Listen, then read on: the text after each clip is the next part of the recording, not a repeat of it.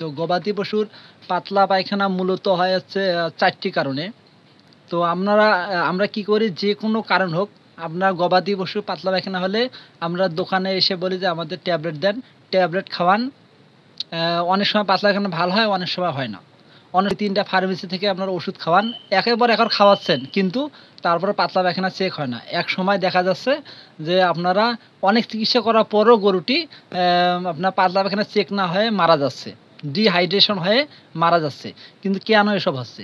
পাতলা পায়খানা আসলে কত প্রকার এবং পাতলা পায়খানা হলে আমরা কোন ধরনের চিকিৎসা দেব, এই বিষয় নিয়ে আজ আমি কিছু কথা বলবো। আপনারা ধৈর্য সহকারে ভিডিওটা দেখেন, তাহলে অনেক কিছু এখান থেকে শিখতে পারবেন।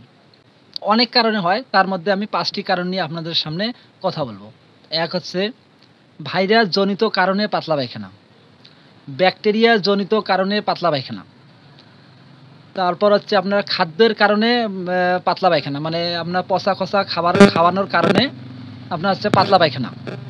তো কৃমির কারণে পাতলা পায়খানা বা প্রোটোজোয়া জনিত পাতলা পায়খানা, এই 4টি পাতলা পায়খানার কারণ নিয়ে আমি কথা বলবো এবং এর চিকিৎসা নিয়েও কথা বলবো। তো যদি আপনাদের ফুড পয়জনের কারণে পাতলা পায়খানা হয়, দেখা যাচ্ছে আপনারা কোনো ক্ষেত্রে পচা খসা বাসিয়ে খাবার খাওয়াচ্ছেন, গবাদি পশুর পাতলা পায়খানা হচ্ছে। তো এজন্য আপনারা যদি পায়খানার মধ্যে দুর্গন্ধ থাকে, যদি পায়খানার মধ্যে দুর্গন্ধ থাকে, তাহলে আপনাদেরকে আগে দুর্গন্ধটা দূর করতে হবে। আপনারা সালবাডিন ট্যাবলেট বলেন, আপনার হচ্ছে রেনামাইসিন ট্যাবলেট বলেন, বা অন্য যে কোনো ট্যাবলেট বলেন, বা অ্যামোডিক্স বলেন, মেট্রোনিডাজল, যে কোনো ট্যাবলেট আপনারা আগে খাওয়াবেন না। না খাওয়ার কারণে আপনারা প্রথমে যে ফুড পয়জনের কারণে হয়, ফুড পয়জনের কারণে হলে আপনারা প্রথমে আপনারা গ্যাসটা দূর করবেন। এই গ্যাসটা দূর করার জন্য আপনারা নাভা ডাইজেস্ট যে পাউডারটা আছে, এই পাউডারটা আপনারা খাওয়াবেন। এই পাউডারটা ফুড পয়জনের কারণে যদি পাতলা পায়খানা হয়, এই পাউডারটা খাওয়াবেন। এই পাউডারটা আপনার নিয়মিত 2 দিন বা 3 দিন খাওয়ালে আপনার পায়খানার গন্ধ থাকবে না।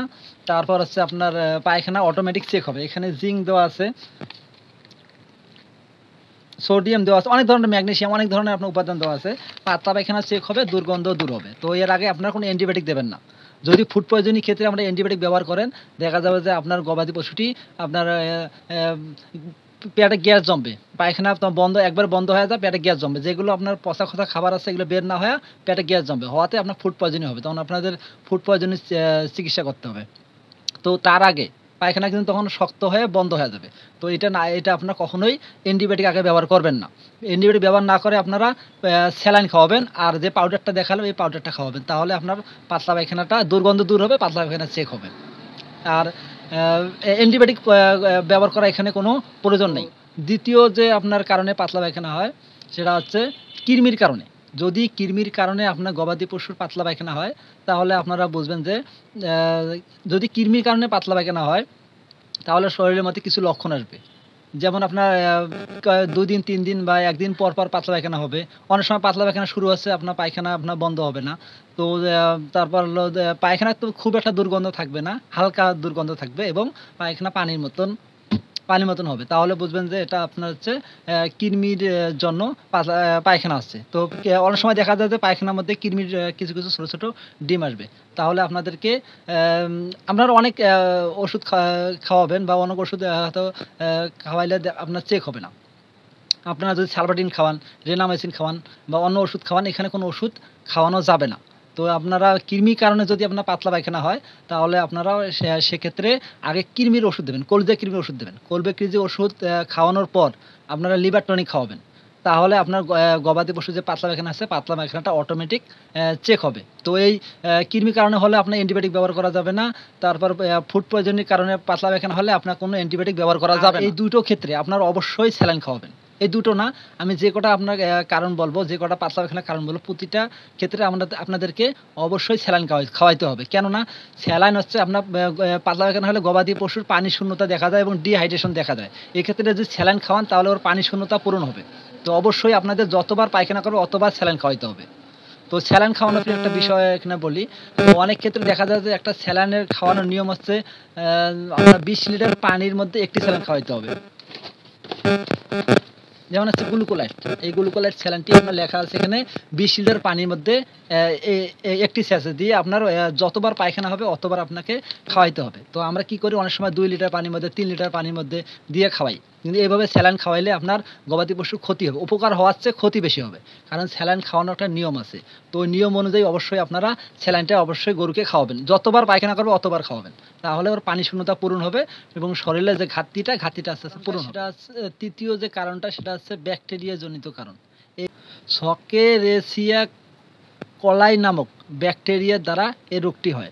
এই রোগটির কারণ আপনার বাছুর হওয়ার পরপর শাল দুধ বাছুরকে না খাওয়ালে এবং অস্বাস্থ্যকর পরিবেশে বাছুরকে রাখলে আপনার এই রোগটি হবে। আর এই রোগটি হলে আপনাদের বুঝবেন কিভাবে? বাছুরের যদি এই রোগটি হয় তাহলে দেখবেন পায়খানা আপনার মানুষের পায়খানার মতো পায়খানা হবে। পায়খানা একদম ঘোলার ডিমের মতো একদম সাদা পায়খানা হবে এবং পায়খানার মধ্যে প্রচুর দুর্গন্ধ থাকবে। তাহলে আপনারা বুঝবেন যে এটা ব্যাকটেরিয়া জনিত কারণে আপনার পাতলা পায়খানা হয়েছে। তো এই ক্ষেত্রে আপনারা অ্যান্টিবায়োটিক ব্যবহার করতে পারেন। তো রেনামাইসিন ব্যবহার করতে পারেন, সালবাডিন ব্যবহার করতে পারেন। তাহলে আপনার ব্যাকটেরিয়া জনিত যে কারণে পায়খানা হচ্ছে পায়খানাটা ভালো হবে। এক্ষেত্রে আপনার অবশ্যই স্যালাইন খাওয়াইতে হবে। এই ক্ষেত্রে আমরা অ্যান্টিবায়োটিক ব্যবহার করতে পারবেন। ৪ নম্বর যে কারণটা সেটা হচ্ছে ভাইরাস জনিত কারণ। তো এই ভাইরাস জনিত কারণে পশুকে যদি আপনার পশুর পাতলা পায়খানা হয় তাহলে এই পশুকে বাঁচানো খুব কঠিন। তো প্রাথমিক অবস্থায় চিকিৎসা করলে ভালো হয়। কিন্তু আপনার যদি অনেক দেরি হয়ে যায় তাহলে আপনারা এই ভাইরাস জনিত কারণে পায়খানা হলে এটাকে পশুটাকে বাঁচানো খুব কঠিন হয়। প্রাথমিক অবস্থায় চিকিৎসা করলে অবশ্য ভালো হয়। তো ভাইরাস জনিত রিন্ডারপেস্ট নামক ভাইরাসের আক্রমণে আপনার পাতলা পায়খানা হয়। তো এর লক্ষণ রিন্ডারপেস্ট ভাইরাসের আক্রমণে পাতলা পায়খানা হয়। তো এর লক্ষণ কিভাবে বুঝবেন যে ভাইরাস দ্বারা আপনাদের গবাদি পশুর পাতলা পায়খানা হয়েছে? তো তাপমাত্রা ১৬০ থেকে ৫ ডিগ্রি হবে, দুর্গন্ধযুক্ত পাতলা পায়খানা হবে, ঘন ঘন পায়খানা হবে এবং দীর্ঘ সময় ধরে পায়খানা হবে। মুখের মধ্যে ঘা হবে এবং এই থুতনির মধ্যে আপনার গবাদি পশুর কিছু ফোস্কা পড়বে। গবাদি পশুর শরীরের লোমগুলো খাড়া হবে এবং ডিহাইড্রেশন দেখা যাবে। তার মানে চামড়া যখন টান দেবেন আপনার ৪ মাস ছেড়ে দেওয়ার পর আপনার একবারে সমান হবে না। আপনার দেখা যাবে যে মনে হয় যে লুজ ভাব দেখা যাচ্ছে। এটা একটা ডিহাইড্রেশন। এই ডিহাইড্রেশন দেখা দেবে। আর শেষ পর্যায়ে ডিহাইড্রেশন দেখা দিয়ে পশুটি আপনার দুর্বল হয়ে মারা যাবে। তো এই রোগের মূলত তেমন কোনো চিকিৎসা নাই। এই ভাইরাস জনিত কারণে পাতলা পায়খানা হলে তেমন কোনো চিকিৎসা নাই। এর একটাই চিকিৎসা, এই ভাইরাস জনিত কারণে যে পাতলা পায়খানা হয় এর কিন্তু আপনার ভ্যাকসিন আছে। তো ভ্যাকসিন হলো জিটিভি নামক ভ্যাকসিন আছে। এই ভ্যাকসিনটা আপনারা ১ মিলি করে চামড়ার নিচে দেবেন। তাহলে আপনার এই ভাইরাস জনিত যে পাতলা পায়খানা আসছে এটা আপনার আর হবে না। মানে ভাইরাসটি আর আপনার পশুকে আক্রমণ করবে না। আপনারা এই ভ্যাকসিনটি অবশ্যই পশুকে ব্যবহার করবেন, তাহলে আপনার এই রকম সমস্যা আর হবে না। পাতলা পায়খানা নিয়ে আমার এই ছোট্ট একটা পরামর্শ। তো আপনারা যদি নিয়মতান্ত্রিকভাবে চলেন এবং কি ধরনের পাতলা পায়খানা হয়েছে সেই ধরনটা বা তার কারণটা নির্ণয় করে যদি চিকিৎসা করেন তাহলে আপনার গবাদি পশু সুস্থ হবে এবং ভালো হবে। না হলে ব্যতিক্রম হবে। দেখা গেল আপনার ফুড পয়জনের কারণে হয়েছে, আপনি অ্যান্টিবায়োটিক ব্যবহার করলেন। ফুড পয়জনে আপনার ভালো আপনার পায়খানা চেক হলো এবং ফুড পয়জন হয়ে পরবর্তীতে আরও বেশি সমস্যা হবে। তো এরকম আপনারা এলোটপালট না করে আপনারা সঠিক চিকিৎসা করেন বা রোগ নির্ণয় করে সঠিক চিকিৎসা করেন, তাহলে আপনার পশুটি সুস্থ থাকবে। তো ভালো থাকবেন, সুস্থ থাকবেন। ধন্যবাদ।